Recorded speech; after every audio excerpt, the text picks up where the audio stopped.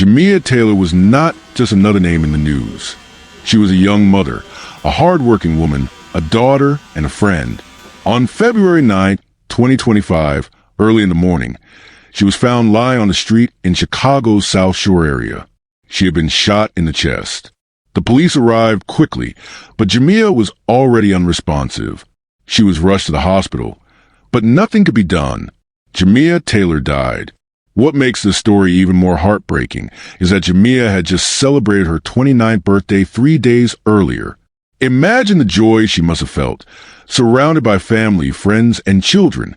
But instead of many more years ahead, her life was cut short in the violence of a city she called home. No one knows yet who shot her or why. The police are investigating her death as a homicide, but the motive remains unclear. The community feels the loss deeply. A mother, a sister, a friend, and a protector gone without answers. Today, we look closer at Jamia Taylor's life and the tragic events leading up to her death. Who wanted her dead? Was this random violence or something more? And what happens now to the 6 children who lost their mother so suddenly? If you're captivated by real crime stories that peel back the layers of truth, make sure to hit that subscribe button. Your support means the world to us as we uncover real cases, raise awareness, and give a voice to the voiceless. Before we dive into today's story, we want to hear from you. Where are you tuning in from? And how do you feel as the story unfolds? Welcome to Deadly Crime Unmasked, the show where we expose the shocking crimes that rip through communities and the chilling secrets lurking behind closed doors. These are real people, real events, real consequences. Don't forget to subscribe and activate notifications. You won't want to miss the gripping story that's coming up. Now let's dive in. Jamia Taylor was a 29-year-old woman living in Chicago's South Shore neighborhood. She was a mother of 6 children, with ages ranging from just 11 months to 12 years. Jamia balanced the responsibilities of her family and work by holding down 2 jobs, one as a retail worker and another as a security guard. She was known to be a kind and hard-working individual who maintained a positive demeanor, often described by those who knew her as always smiling. Online, she used the nickname Maya Dabadi.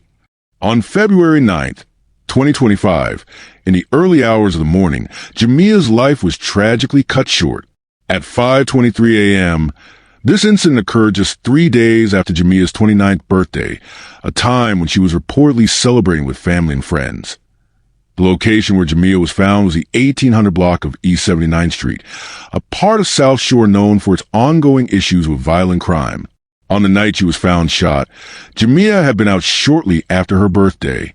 The exact details of her movements that evening are limited, but police reports indicate she was in the South Shore area when the shooting occurred. The investigation into the death of Jamia Taylor began immediately after she was found shot early. The Chicago Police Department quickly opened an investigation into the shooting. The case is being treated as a homicide. As of now, no suspects have been identified or arrested. Authorities have not released any information on possible motives or whether the shooting was targeted or random. Jamia's family has been left with many unanswered questions. Her mother, Tomanita Whitehorn, described Jamia as a good parent who cared deeply about her children. The loss has created a gap in the family structure, especially affecting the youngest children who now face life without their mother. The incident highlights the broader issue of violence in Chicago's South Shore. This neighborhood has faced long-standing problems with crime, particularly shootings. Various factors contribute to the high crime rates, including economic hardship, limited access to resources, and the presence of gangs. Despite community efforts and police programs aimed at reducing violence, shootings continue to impact many families. Jamia's case is one of many where a young person's life has been cut short by gun violence. The persistent nature of such crimes raises questions about public safety and what measures are effective in preventing these tragedies. Local community members often express frustration at the frequency of shootings and the difficulty in finding justice for victims. Police investigations sometimes stall due to lack of witnesses willing to come forward, and many cases remain unsolved. Jamia's 6 children now face a difficult future. Losing a parent to violence is a traumatic event with long-term consequences. The children's ages mean they will require ongoing care and support to navigate life without their mother. The investigation into Jamia Taylor's death remains active. Authorities continue to seek information that could lead to identifying the shooter or shooters responsible. Jamia's story serves as a reminder of the ongoing challenges faced by many families and cities affected by violence. It also highlights the need for increased attention on crime prevention, support for victims, and community safety initiatives. As of now, there are no known suspects or persons of interest publicly named by the police. No arrests have been made. The lack of suspects makes the case more challenging for police. Without clear leads or evidence pointing to a particular individual, the investigation depends heavily on witness statements, forensic evidence from the scene, and any video footage that might have captured the event or individuals nearby. Jamia Taylor's death has raised concerns and fear within the South Shore neighborhood and the wider Chicago community. Residents are worried about the rising number of violent incidents and the impact these have on families and neighborhoods. Some community members are questioning the safety of the area, especially for women and children. Jamia, a mother of 6, was well known in her community. Her sudden death has highlighted concerns about how often violent crime disrupts the lives of ordinary people. Local leaders and organizations have called for increased police presence and community programs aimed at reducing violence. They stress the importance of cooperation between residents and law enforcement to improve safety and help solve cases like Jamia's. The Chicago Police Department has assigned detectives to work full-time on the investigation. These detectives review all available evidence, interview potential witnesses, and follow up on leads. Investigators also analyze forensic evidence collected at the scene, such as bullet casings, any DNA found, or surveillance footage from nearby businesses or homes. The police department uses its social media platforms and local news outlets to reach out to the public. They appeal for any information that might help identify suspects or explain the events leading up to the shooting. After Jamia was tragically shot and killed, the responsibility for these children immediately shifted to other family members and guardians. The family now faces a difficult task of reorganizing their lives to provide for the children's basic needs, including housing, food, clothing, schooling, and emotional support.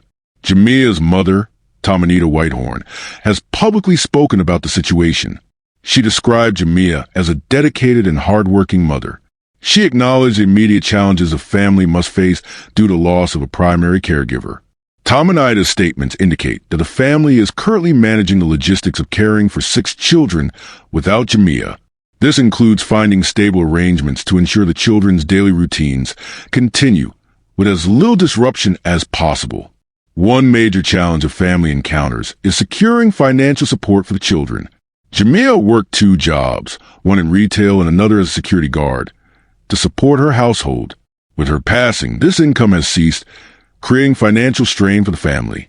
Immediate concerns include meeting daily expenses such as food, rent or mortgage payments, utilities, healthcare, and education costs for the children. Additionally, the children's emotional and psychological needs must be addressed. Losing a mother at any age is difficult, and this is particularly true for children as young as 11 months who rely entirely on adult caregivers for security and comfort.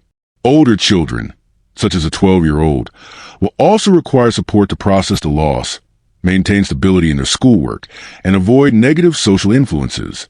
The family and community face the task of providing or arranging counseling services and emotional guidance to help the children cope with this sudden change.